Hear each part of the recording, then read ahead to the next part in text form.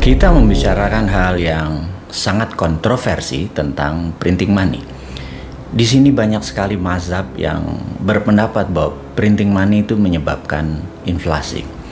Jadi ada banyak sekali yang bertanya kenapa Bosman ini sangat menyarankan untuk printing money.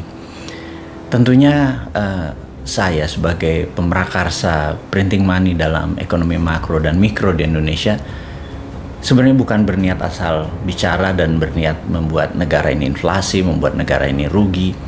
Tetapi kalau saat ini pejabat keuangannya, menteri keuangan dan jajaran direksi dari petinggi-petinggi di kementerian banyak yang berbeda ilmu pengetahuannya dengan apa yang Bosman atau kaum Newmind memahami tentang printing money yang berbasis di MMT atau Modern Monetary Theory-nya yang digagas oleh Michael Hudson.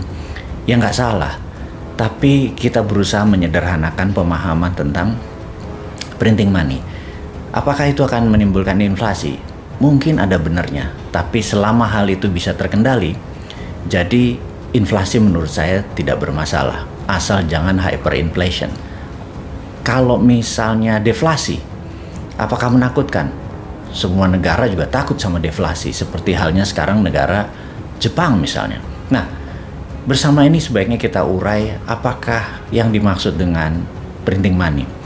Jadi prinsip dasarnya adalah di dalam teori ekonomi yang kita anut atau yang kaum Newmind anut adalah printing money dalam hal ini adalah quantitative easing atau pelonggaran di dalam fiskal keuangan.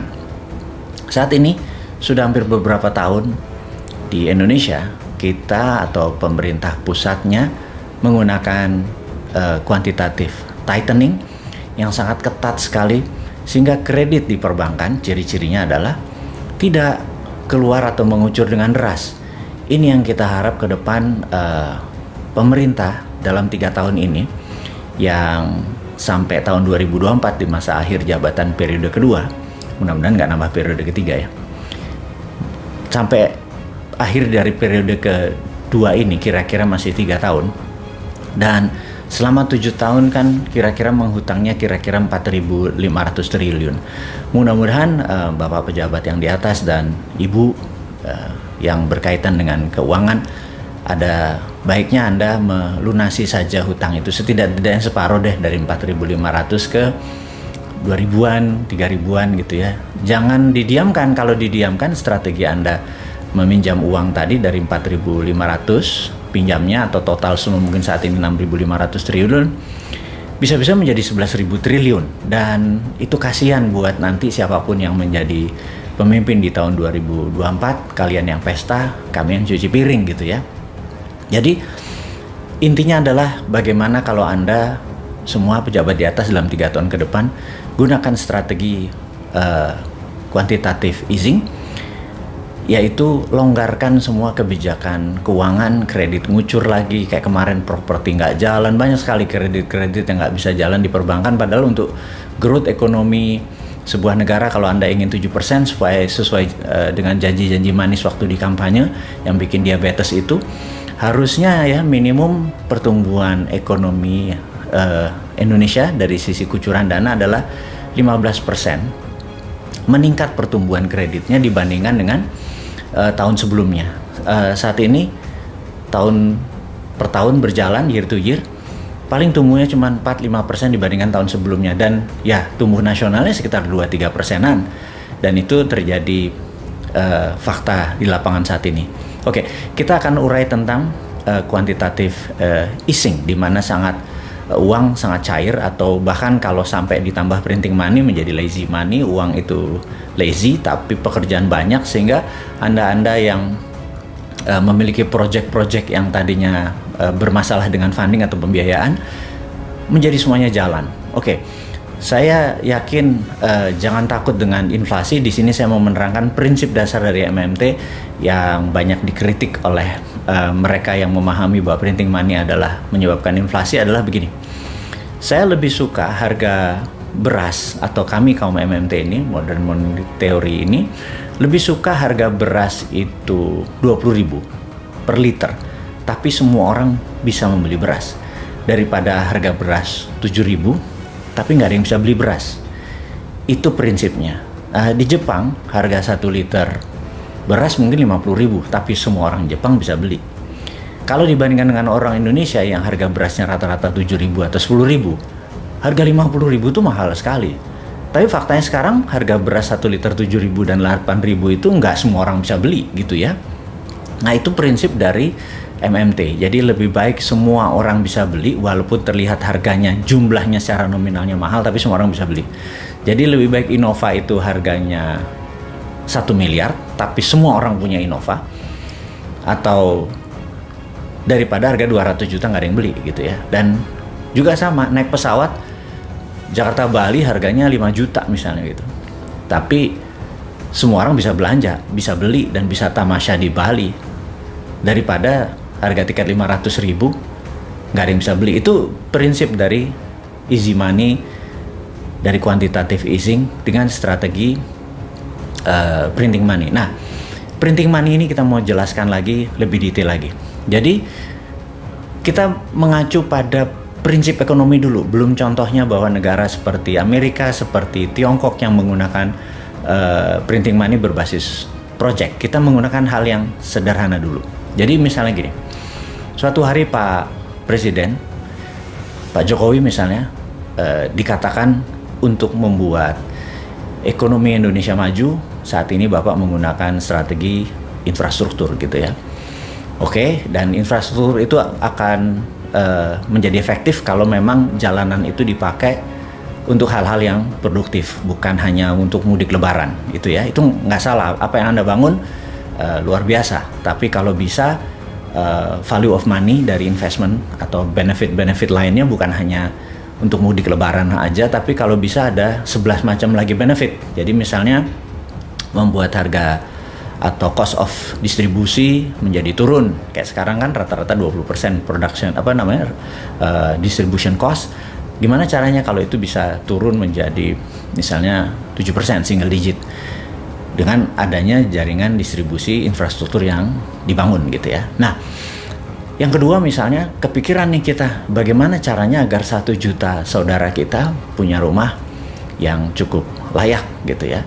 Sehingga apa yang dilakukan oleh Menteri PUPR dalam hal ini misalnya Pak Basuki, lapor, Pak Presiden izin, kayaknya kita harus membuat 1 juta unit rumah, lahan sudah tersedia, kita perlu uang 100 triliun Pak Presiden gitu, untuk membuat rumah 1 juta unit yang sangat layak, luas rata-rata 100-150 meter persegi untuk keluarga 4 orang, ada rumah sakit di bawahnya, ada pasar, ada tempat pendidikan, dan seluruhnya adalah walkable city, bisa dijalani tanpa harus menggunakan kendaraan, semuanya terpusat di dekat residensial, dan 100 triliun itu kita siapkan. Oke, maka Anda sebagai pemimpin tertinggi Pak Presiden, katakan kepada Ibu Menteri Keuangan, wahai Ibu Menteri Keuangan, print 100 triliun diberikan ke Pak Basuki dan BUMN perumahan untuk membangun 1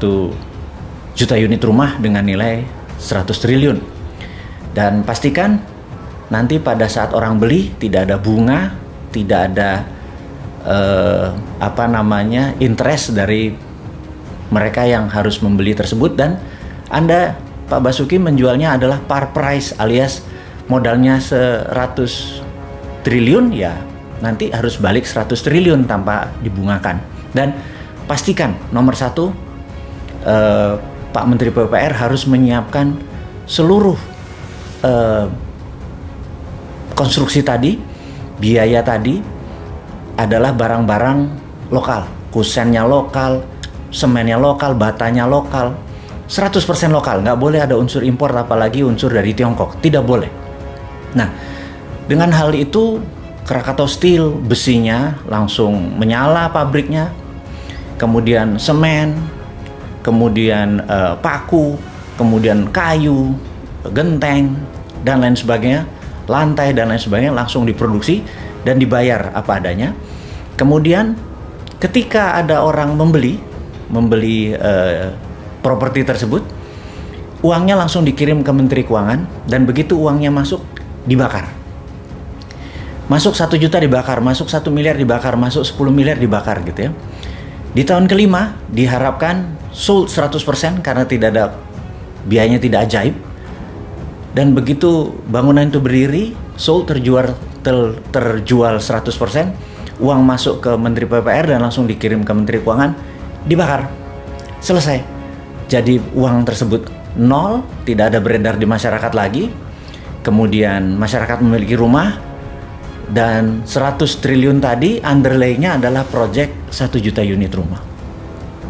Itu adalah prinsip printing money berbasis proyek, seperti halnya Tiongkok bangun sejak tahun 1989 hingga saat ini sudah hampir 40 tahun. Mereka membangun gila-gilaan, apa aja dibangun.